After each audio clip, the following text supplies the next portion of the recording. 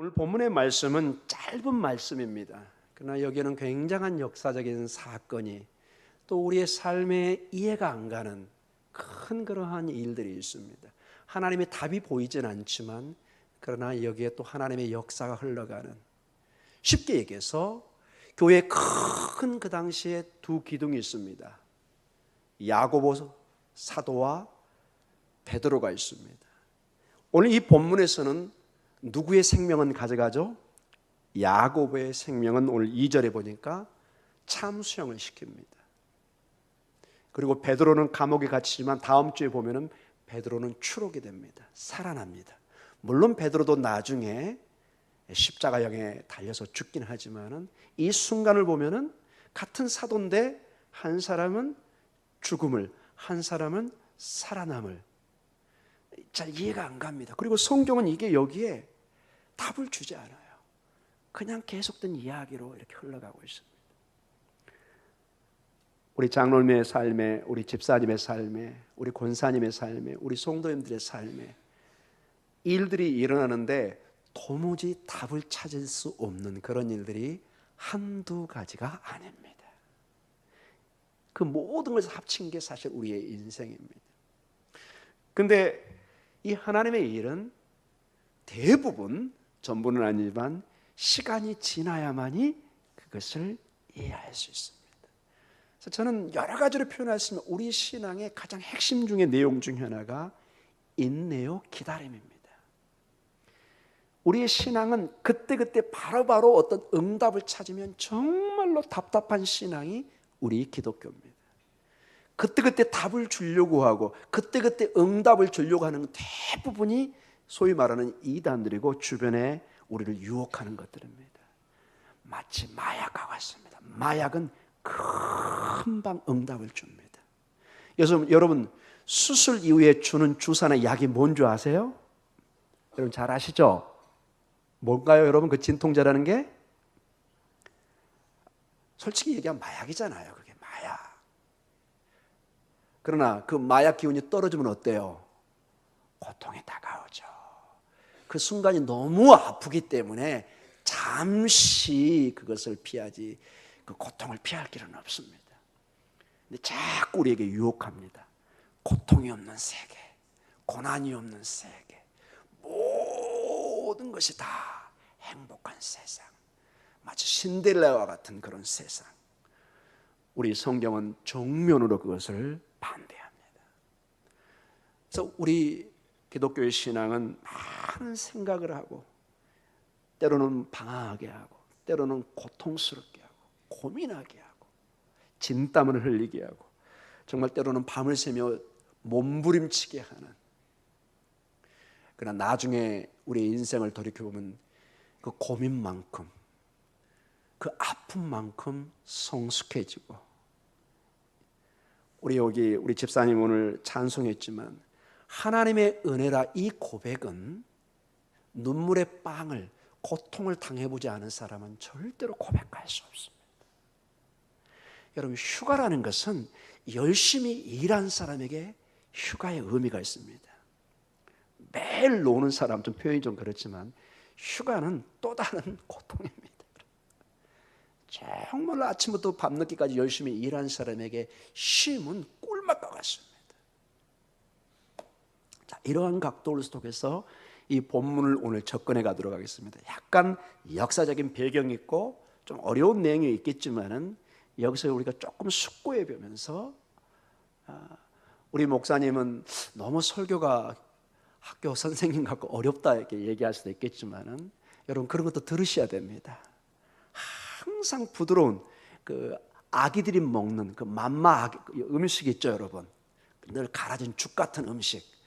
그거 여러분 아시죠? 장기적으로는 장에 별로 안 좋습니다, 여러분.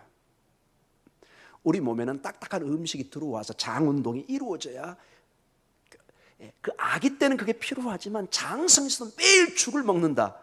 여러분 그렇게 먹는 사람은 누구죠? 가만히 보면은 환자들입니다, 여러분. 건강한 사람은 그렇게 먹을 수 있는 게 아니죠. 하나님의 말씀을 때로는 이러한 딱딱한 말씀을 보먹고 듣고 깨달아가면서 하나님의 뜻을 이해해가는 그러한 순간도 필요한 것을 봅니다. 오늘 여기 사도행전 1장에 12장 1절에서 5절의 내용을 보면서 짧은 내용이지만 한번 하나님의 뜻을, 그 고민들, 왜 야고보는 죽이고 베드로는 살려주셨을까? 답이 없는 이곳에서 우리는 믿음으로 이 답을 찾아내야 됩니다.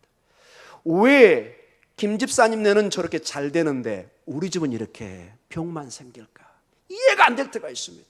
아무런 차이가 안 보이는데 왜 저 집 아이는 저렇게 잘 나가는데 우리 집 아이는 이렇게 항상 안 되는 것처럼 보일까? 여러분, 그 답을 찾을 수 있습니까? 그 답 주는 것 자체가 굉장히 때로는 위험합니다. 제가 학교에서 공부할 때 교수님한테 가장 주의 깊게 저한테 도전했던 것이 한 가지 중에 하나가, 우리 기독교는 바로바로 yes, no라는 답을 줘서는 안 되는 그러한 질문이 너무 많다는 것입니다. 흑백 논리로 이겁니다, 저겁니다. 물론 이단적인 사상에 대해서 명확한 선을 그어야 되지만 대부분의 문제는 굉장한 깊은 인생과 연결되어 있고 많은 시간이 지나야 오늘 틀린 것이 그때 가서는 맞는 것처럼 보이고 오늘 맞는 것이 나중에 보니까 틀린 것으로 드러날 수 있는 많은 걸 가지고 있습니다. 오늘 주님은 십자가에 죽습니다. 모든 사람을 실망케 합니다. 모든 사람이 거짓 선지자구나, 저렇게 십자가에 죽는구나, 틀린 답으로 봤는데 나중에 그 주님은 십자가의 죽음을 통해서 끝나는 것이 아니라 부활로 참 메시아인 것을, 하나님의 아들인 것을 나중에 증명합니다.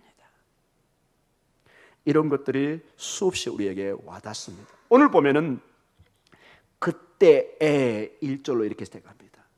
헤롯 왕이 손을 들어 교회 몇 사람을 해하고, 즉 박해를 하면서 2절에 요한의 형제 야고보, 즉 가장 교회의 세 사람의 기둥 중에 한 사람인 야고보를 죽입니다. 세 사람의 기둥은 주로 요한 사도, 야고보 사도, 베드로였습니다.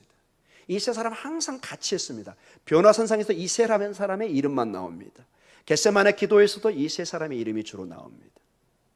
그리고 활동을 봐도 이 세 사람이 주로 나옵니다. 그런데 그 중에 한 사람인 이 야고보가, 요한의 형제인 야고보가 칼로 죽습니다. 고대 유대법에는 주로 이렇게 신성모독에 해당되는 어떤 이단과 같은 사람들은 참수형에 처하는 법이 있었습니다. 칼로 쳐서 죽입니다.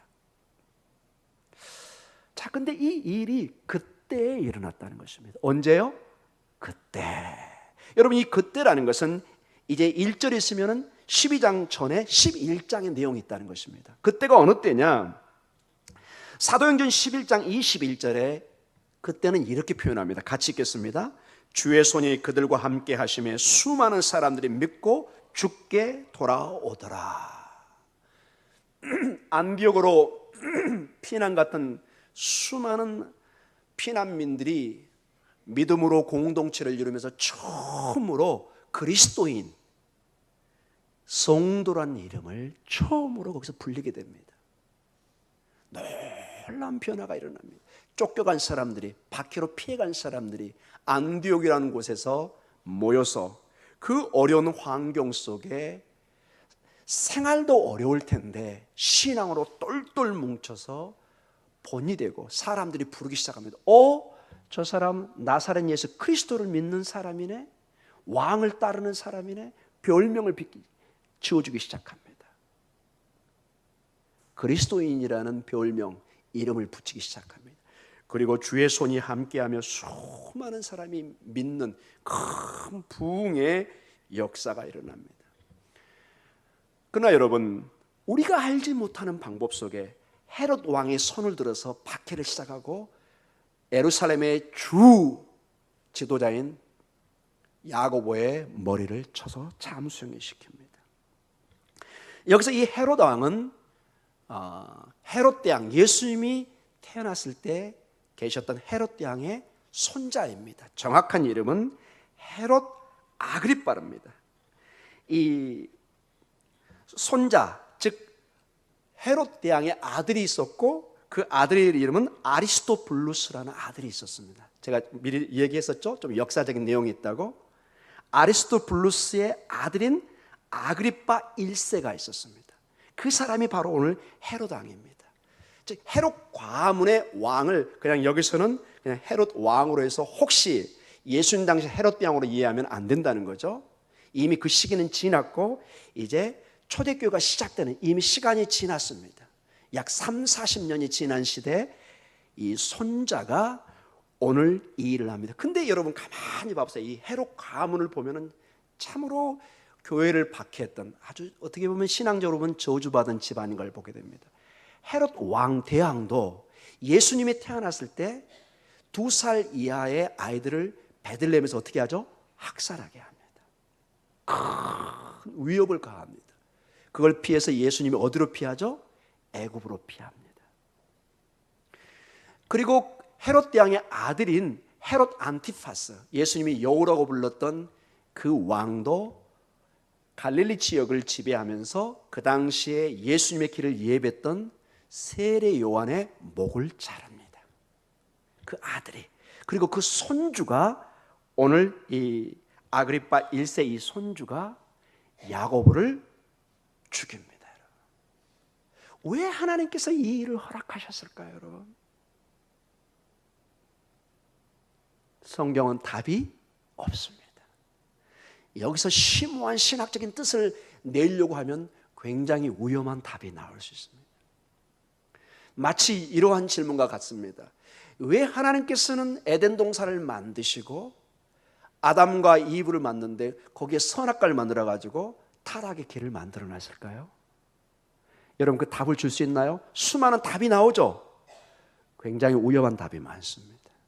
굉장히 비성경적인 답이 많고 진리를 안양 선전하는데 상당수가 이단들이 그걸 해석을 내놓습니다. 비유도 마찬가지고. 성경은 깊은 뜻에서 우리가 잘 모릅니다. 그것은. 마지막 때 얼굴과 얼굴을 맞이하는 그때 우리가 하나님 앞에 물어볼 날이 있을 것입니다. 여하간 여기 보면은 야고보를 죽인 이유가 나옵니다. 3절에 보니까 유대인들이 이 일을 기뻐하는 것을 보고 베드로도 잡아 죽이려고 합니다. 자, 유대인들은 이 나사렛 땅 마치 연병처럼 퍼지는 이 이단 집단들의 우두머리가 죽으니까 너무 기뻐합니다. 그러니까 이 야고보를 죽인 다음에 헤로드 왕은 아하, 유대인들에게 내가 한심을 사고 있구나. 이제 또 하나의 지도자인 누구를 또 죽일까요? 베드로를 죽일 준비를 합니다. 자, 여러분 왜 이 헤롯 왕, 즉 정확하게는 그 손주인 아그리빠 1세는 이렇게 유대인들의 환심을 살려고 할까요, 여러분? 여기는 이유가 있습니다. 이 헤롯 가문에는 큰 보이지 않는 이 핏줄의 비밀이 있습니다. 오늘 뭐 재밌는 동화 얘기인데 여러분 역사 얘기라 재밌진 않죠. 근데 여러분 잘 들으셔야 됩니다. 이거를 성경에 나온 큰 역사의 배경이기 때문에 여러분이 잘 들으셨으면 좋겠습니다. 이 헤롯 대왕, 이 헤롯 땅의 또 아버지가 누구냐면은 안티파트로스라는 아버지가 있었습니다. 이 사람은 누구냐? 성경에 나오는 이두메, 에돔 사람이었습니다. 어디 사람이요? 에돔. 신약 성경에는 이 에돔이 히브리어고 이두메는 헬라어입니다. 에돔을 이두미아라고 예수님 당시에 불렀습니다. 이 이두미아 사람이었는데 이 예수님보다 한 150년 전에 이스라엘이 한 100년 정도 독립하는 시간이 있었습니다. 이거를 좀 어려운 얘기로 하시모니안 왕조라고 합니다. 하시모니안 왕조라고 일시 독립운동이 일어나면서 다윗 이후로 처음으로 독립국가를 100년을 유지합니다. 몇 년이요? 약 100년을 유지합니다. 이때 이 하시모니안의 이 아들 중에 이 힐카누스라는 이 아들이 그때 100년 동안의 힘을 얻어가지고 에돔 지역을 점령하면서 전부 다 이 사람들을 유대인으로 개종하게 만듭니다. 이 이두미아 사람, 에돔 사람들을 어디 사람으로 개종시킨다고요? 유대인으로 개종하고 이 헤롯 왕의 아버지인 파트로스도 그때 유대인으로 개종한 사람이었습니다. 근데 이 헤롯 아버지인 헤롯 안티파트로스는 굉장히 정치적인 수단이 뛰어나서 그 당시에 전체를 지배한 로마 제국과 굉장히 잘 결탁한 사람이었습니다. 자, 로마의 환심을 사가지고 놀라운 정치적 수완을 발휘해가지고 그의 아들인 헤롯 대왕을, 헤롯을 유대의 왕으로, 분봉왕으로 만들게 합니다. 자, 이 얘기가 왜 중요하냐? 이스라엘은 그 누구도 왕으로 인정하지 않습니다. 오직 누구만 왕으로 인정할까요? 다윗 왕.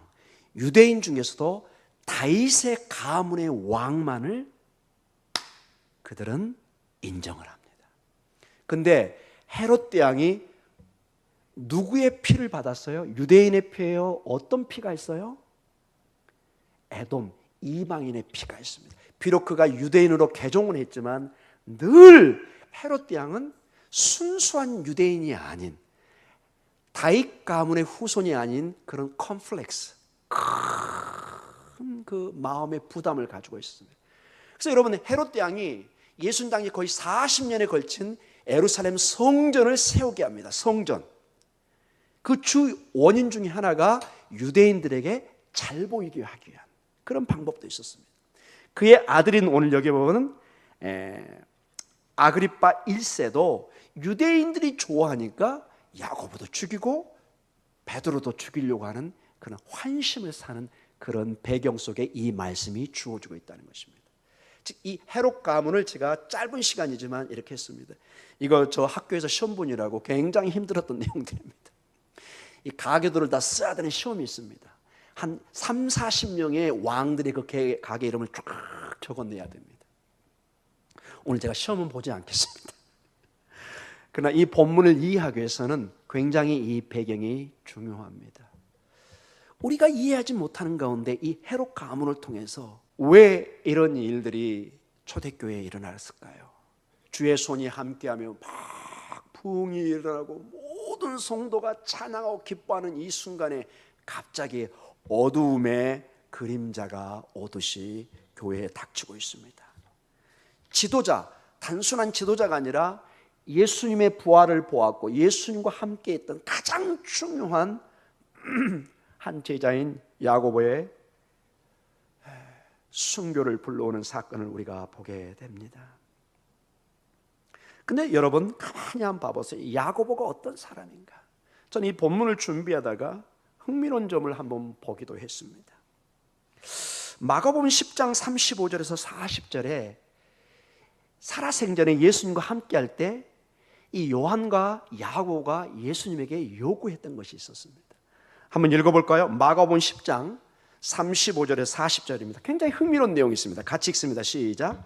세베대의 아들 야고보와 요한이 주께 나와 여짜오되 선생님이여, 무엇이든지 우리가 구하는 바를 우리에게 하여 주시기를 원하옵나이다. 이르시되 너희에게 무엇하여 주기를 원하느냐?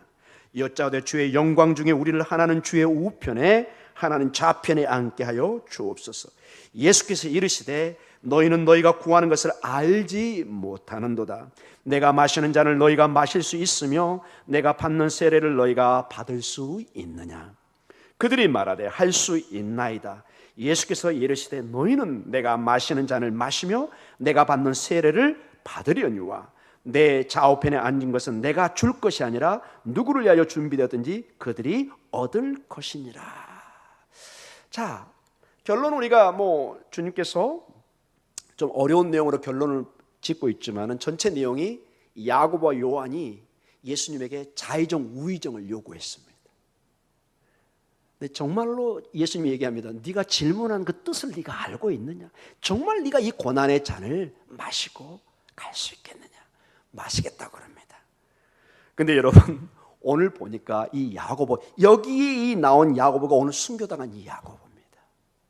놀랍게도 그의 요구가 성취가 됩니다. 어떻게? 야고보는 전체 사도 중에 가장 처음으로 순교당하여서 하나님의 우편으로 간 사람입니다.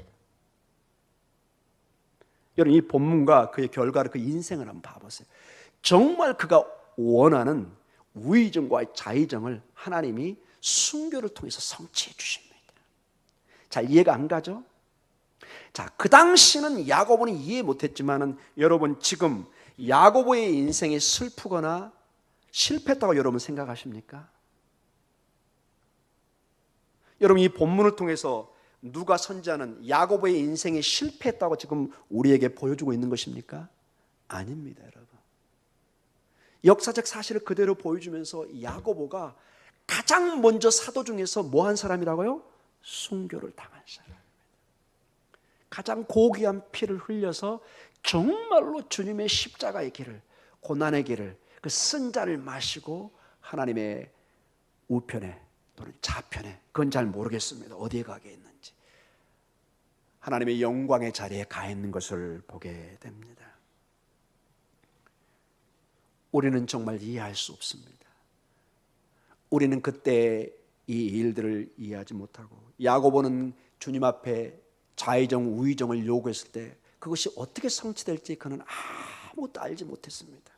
그러나 때가 되니 그의 순교를 통해서 하나님께서 고난을 통해서 이 야고보의 인생이 어떻게 변할 것을 보여주고 있습니다.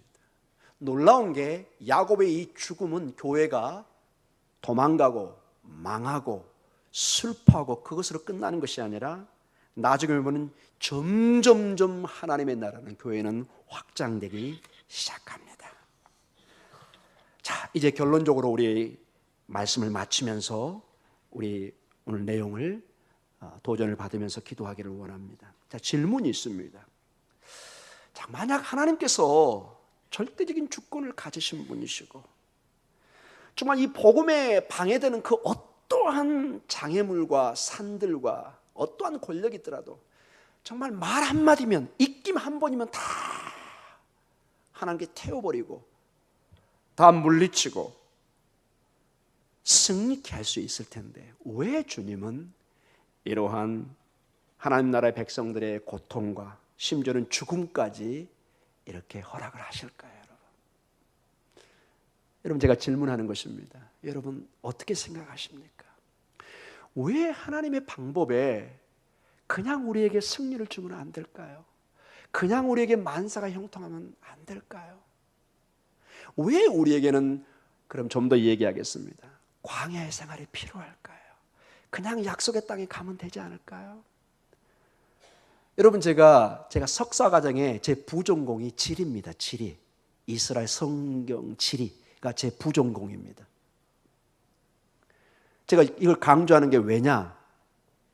여러분 이집트에서 이스라엘 그 가나안 지역까지 걸어서 일주일이면 갑니다. 얼마요? 일주일. 저같이 좀 이렇게 매일 용왕상 다니면서 다리가 훈련된 사람은 일주일이 아니라 한 5일이면 갈 수도 있습니다. 여러분. 굉장히 가깝습니다. 여러분. 생각보다 너무 가깝습니다. 네. 물론 요즘 차를 타고 다니니까 뭐 하루 안 가면 뭐 굉장히 멀어 보이지만 옛날에는 다 걸어 다녔잖아요. 일주일 길은 굉장히 가까운 길입니다. 그런데 광야 생활을 몇 년을 했죠? 40년을. 우리 송영아 집사님 이해가 되십니까? 일회를 좀 일찍 주면 좋은데 왜 이렇게 늦게 주십니까? 오늘 찬송하셨으니까 이해가 안 가죠. 도저히 이게 답을 줄 수가 없어요. 물론 여기저기 답이 있습니다. 그러나 객관적으로 이렇게 쉽게 우리가 답을 줄 수가 없어요. 이 일주일이면 가는 길을 어떻게 40년을 광야 생활하고 또 1세도 대부분 다 죽어요. 그 후손들이 겨우 가나안 땅에 갑니다. 우리는 야고보의 죽음과 베드로의 그 추록, 생명의 사랑을 우리는 이해 못합니다. 그 어떤 답도 없습니다. 교회 지도자의 죽음이 왜 있어야 되는가? 답이 명확치가 않습니다. 자, 그러나 오늘 본문을 통해서 저는 두 가지를 통해서 유추하고 여러분과 기도의 제목을 나누기를 원합니다. 먼저 하나님께서는 정말로 이 야고보가 그 당시 약 한 30세 정도 됐다고 합니다. 여러분 굉장히 젊고 많은 일을 할 수 있습니다. 야고보를 통해서 정말로 하나님이 큰 일을 했을 것입니다. 그러나 이때 하나님이 그 생명을 가져갔습니다. 아무도 이해하지 못합니다. 이건 오직 하나님만이 답을 줄 수 있습니다. 이것은 여러분이 믿음으로만 이것을 바라보셔야 됩니다. 여기서 어떤 이상한 답을 찾기 시작하면 이 본문을 앞서가는 것입니다. 이 동일한 성경을 썼던 누가 저자는 누가복음의 9장 23절과 27절에 이런 말씀을 주고 있습니다. 같이 한번 읽어볼까요? 누가복음 9장 23절부터입니다. 또 무리에게 이르시되 아무든지 나를 따라오거든 자기를 부인하고 날마다 제 십자가를 지고 나를 따를 것이니라. 누구든지 제 목숨을 구원하고자 하면 잃을 것이요 누구든지 나를 위하여 제 목숨을 잃으면 구원하리라. 아멘. 십자가를 지고 우리는 그냥 가는 길입니다, 여러분. 자기를 부인하고 그 결과는 하나님만 하시고 하나님이 책임져 줄 줄 믿습니다. 우리는 하나님의 절대 주권을 믿고 로마서 8장 28절의 말씀을 믿습니다. 로마서 8장 28절입니다. 같이 읽습니다. 우리가 알거니와 하나님을 사랑하는 자 곧 그의 뜻대로 부르심을 입은 자들에게는 모든 것이 합력하여 선을 이루느니라. 아멘. 모든 걸 합력하여 선을 이루십니다. 내가 죽으면 죽으리라. 합력하여 선을 이룰 줄 믿습니다, 여러분. 그분이 하나님이십니다. 야고보는 아무런 한 것 없이 불평도 없이 그저 목숨을 내어놨습니다. 하나님의 나라는 우리가 이해할 수 없는 많은 유대인들이 고민이 뭐였냐? 그들의 메시아는 승리의 메시아, 로마 정권을 물리치고 영광으로 입성하는 말을 타고 입성하는. 그런데 예수님은 가장 겸손의 상징인 나귀를 타고 십자가의 죽음으로. 십자가의 죽음이라는 것은 여러분 상징적 의미입니다. 신명기 21장 23절 하나님의 저주를 받은 자의 상징입니다. 저주받은 자로 죽은 것입니다. 절대로 신학으로 이해할 수 없는, 그 어떤 유대 신학으로도 이해할 수 없는 그런 내용이었습니다. 그러나 그 죽음을 통해서 부활의 영광이 우리에게 다가온 것입니다. 아무도 이해할 수 없는 생명의 사건, 승리의 사건, 그 부활의 사건이 온 다가오는 여러분과 제 세대와 세대의 희망을, 부활의 꿈을 주는 것입니다. 우리가 죽어도 사는 믿음이 거기서 나온 것입니다. 모든 것에 합력하여 선을 이루실 그 하나님, 그분을 바라보면서 오늘도 승리하시길 바랍니다. 우리는 그분을 바라보는 것입니다. 그분을 신뢰하는 것입니다. 마치 어린아이, 2살, 3살 먹은 어린아이가 엄마 아빠의 손을 잡았을 때는 절대로 신뢰하는 것입니다. 그 손을 붙잡고 나는 안전하게 갈 수 있다는 것을 믿고 가는 것입니다. 그리고 저는 한 가지 더 여러분과 좀 나누고 싶은 것이, 곧 설교를 끝내도록 하겠습니다. 5절 말씀입니다. 5절 말씀. 핸드폰 체크해 주시기 바랍니다. 누구신가요? 네네네. 5절 말씀입니다. 같이 한번 읽도록 하겠습니다. 이에 베드로는 옥에 갇혔고 교회는 그를 위하여 간절히 하나님께 기도하더라. 아멘. 자, 절대적으로 그분의 절대 주권을 믿고 생명을 주시는 이도 축복하시는 이도 하나님이요, 생명을 가져가고 축복을 뺏어가는 이도 하나님이시요. 욥의 고백처럼 모든 걸 우리는 하나님께 맡기는 것입니다. 공수래 공수겁니다. 그 다음에 중요한 것이 5절 말씀입니다. 성도들은 이 어마어마한 사건 속에서 하는 딱 한 가지 반응이 나옵니다. 뭐를 했죠? 간절히 하나님께 기도하더라. 성도의 가장 강력한 무기가 하나님께 기도합니다. 마치 어린아이가 여러분 어려움을 당했을 때 엄마 아빠한테 본능적으로 하는 행동이 뭐예요? 다 키우셨는데 왜 대답을 안 해주세요? 울고 부르짖는 거잖아요. 엄마, 아빠, 도와주세요, 도와주세요. 우리 동민이는 어떻게 하셨나요? 어렸을 때?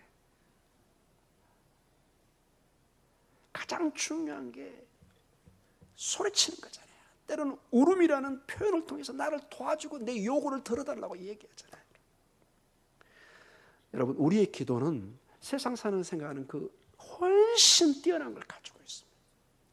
가장 강력한 성도의 무기가 뭐냐? 기도입니다. 기도. 기도는 여러분 가장 소극적인 모습인과 동시에 가장 강력한 능동적인 행동입니다. 기도합시다. 가장 소극적으로 할 일 없는 사람이 하는 행동처럼 보입니다. 아니 뭐라도 막 해야지, 가서 막 때리기로 하든지 막 싸우기로 하든지 이렇게 행동을 해줬으면 좋겠는데 기도합시다. 성경은 기도합니다. 자, 여기 보세요. 베드로가, 야고보가 죽고 베드로가 막 옥에 갇히고, 뭐냐? 다 부르라고, 성도들. 우리 가서 좀 싸우자. 뭐 이래야 될 텐데 성도들이 모여서 간절히 기도하기 시작합니다. 가장 소극적인 수동적인 행동 같은데 가장 강력한 하나님 앞에, 가장 강력한 하나님의 보호자에 지금 SO의 S를 치는 게 뭐냐? 바로 그게 기도입니다. 하나님, 우리의 힘으로 할 수 없는 이거, 여러분 계시록 5장과 8장에 분명히 나와 있죠. 기도는 향처럼 하나님의 보좌로 올라갑니다. 다른 건 안 올라갑니다. 오직 기도만이 하나님의 보좌로 바로 올라갑니다.